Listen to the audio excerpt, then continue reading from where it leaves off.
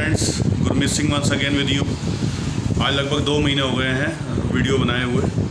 आज कुछ ज़रूरी इन्फॉर्मेशन थी तो सोचा आपसे शेयर कर लूँ कि इस पैंडेमिक में आपके इन्वेस्टमेंट, आपका रिस्क कवर कैसा होना चाहिए और आपको क्या क्या प्रिकॉशंस लेने हैं और क्या क्या प्लानिंग करनी है, ये आपसे डिस्कस करना बहुत ज़रूरी था। तो चलिए शुरू करते हैं।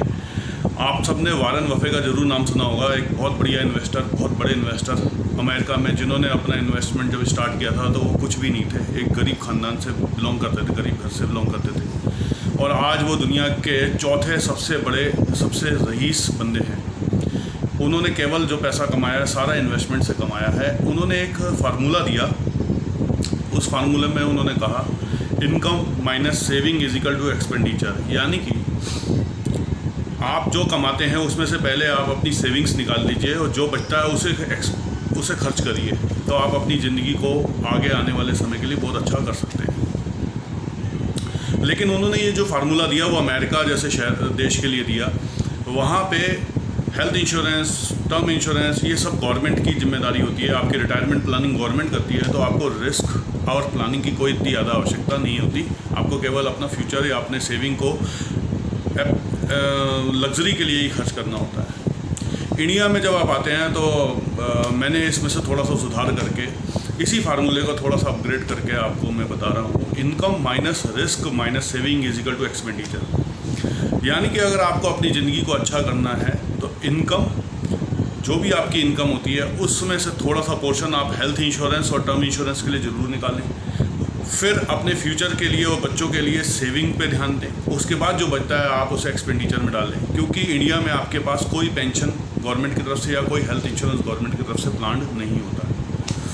अब मान लीजिए कि आपने ये सब नहीं कर रखा है और आपको कोई मेडिकल एक्सपेंडिचर की ज़रूरत पड़ जाती है, तो आपने जो सेविंग कर रखी होती है वो भी आपको खर्च करनी पड़ जाती है, या आपको रिश्तेदारों से उधार मांगना पड़ता है या बैंक से लोन लेना पड़ता है। तो अल्टीमेटली आप अपनी एक लायबिलिटी के चक्र में ही घूमते चले जाते हैं।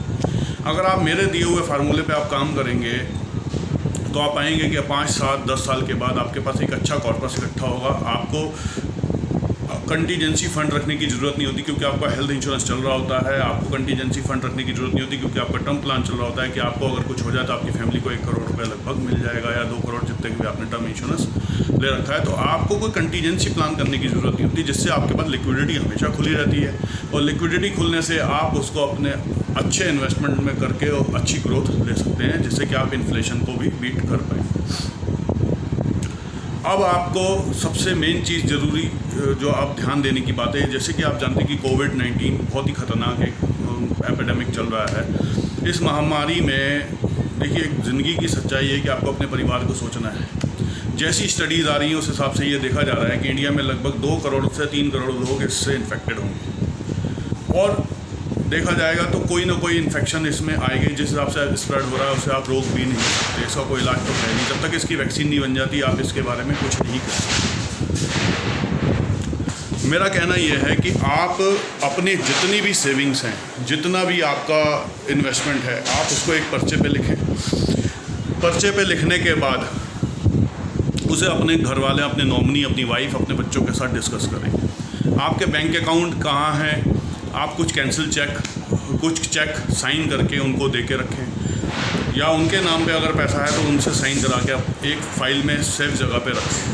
आपकी इंश्योरेंस है, इंश्योरेंस आपकी किस एडवाइज़र दिख रही है उस एडवाइज़र का नंबर रखा जाए। हेल्थ इंश्योरेंस के केस में किससे सबसे पहले कॉन्टैक्ट किया जाए, ये भी आप लिखें।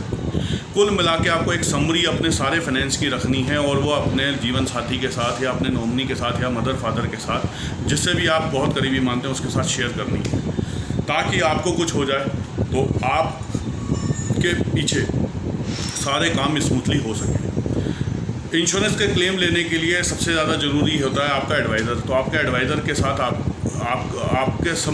तो बहुत अच्छे तरीके से अपने एडवाइज़र को जानते हो, लेकिन आपके परिवार के बंदे उस एडवाइज़र को नहीं जानते।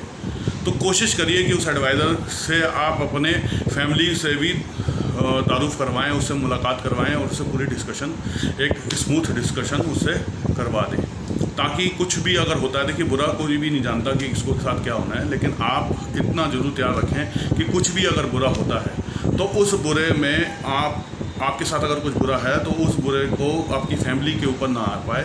जिस काम के लिए आपने ये इंश्योरेंस प्रोडक्ट लिए थे वो स्मूथली आपके सारे क्लेम हो जाए। ये समरी होना बहुत ही ज़्यादा ज़रूरी है। अपने इंश्योरेंस को देख लीजिए, टाइम से रिन्यू हो जाएं। अभी देखिए सारी कंपनियों को गवर्नमेंट ऑफ इंडिया ने एक इंस्ट्रक्शन दी कि वो कोविड-19 को हेल्थ इंश्योरेंस में कवर करें, यानी कि कोरोना को कवर करें। लेकिन अपने रिन्यूअल का आप बहुत ही ध्यान रखें। एक दिन भी अगर आपका रिन्यूअल छूट जाता है तो आपको वो क्लेम नहीं मिलेगा। तो अपने रिन्यूअल्स का बिल्कुल ध्यान रखें, जो भी रिन्यूअल है टाइम से पे करें। इंश्योरेंस में आपको एक फ़ायदा मिलता है कि अगर आपकी ईयरली पॉलिसी है तो 30 दिन का आपको ग्रेस पीरियड मिलता है, उस पीरियड में आपको कवर भी मिलता है। लेकिन हेल्थ इंश्योरेंस में ऐसा नहीं होता है। हेल्थ इंश्योरेंस में जैसे ही आपकी डेट खत्म हो जाती है आपका कवर खत्म हो जाता है। हाँ, आपको 30 दिन का वेटिंग पीरियड मिलता है। वो वेटिंग पीरियड केवल आपकी पॉलिसी को सारे बेनिफिट्स के साथ रिन्यू करने के लिए होता है, ना कि आपके क्लेम के लिए। तो इतनी बात को आप ज़रूर ध्यान रखें। तो एक फार्मूला जो मैंने आपको बताया है, income minus risk minus saving is equal to expenditure. इसको गांठ बांध लीजिए और अपने सारे इन्वेस्टमेंट की, सारे रिस्क कवरेज की, सारी पॉलिसियों की एक समरी बनाकर अपने नॉमिनी के साथ, अपने जीवन साथी के साथ, अपने माता पिता के साथ, या जिसको भी आप चाहते हैं कि वो आपके बाद आपके बच्चों के या आपकी फैमिली को केयर टेक करे, उसके साथ शेयर ज़रूर करें, ताकि ज़िंदगी ये आपकी आसानी से बिना कष्टदायी बीत सके और आपको हर समय इस चीज़ की टेंशन ना हो कि आपके बाद आपका परिवार का क्या हो।